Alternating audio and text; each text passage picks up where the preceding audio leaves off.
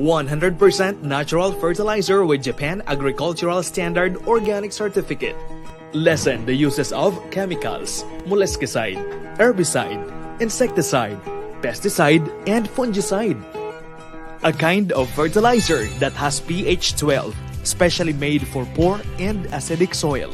Alkaline fertilizer pH 12, ang nababagay sa mga lubhang acidic na lupa at ang natatanging lunas para maibalik ang neutrality and fertility sa loob lamang ng 7 to 15 days. Typhoon resilient, na hindi mabilis mabuwal o matumba ang tanim kapag malakas ang hangin o bagyo dahil ito ay nagtataglay ng silica. Hindi nawawash out at hindi 100% water soluble kaya nananatili sa lupa umulan man o bumagyo. Mataas ang content ng micro and macronutrients, no pathogens. Walang mabahong amoy, environment friendly. Hindi nakakasira sa kalusugan ng mga taong kakain ng mga inani.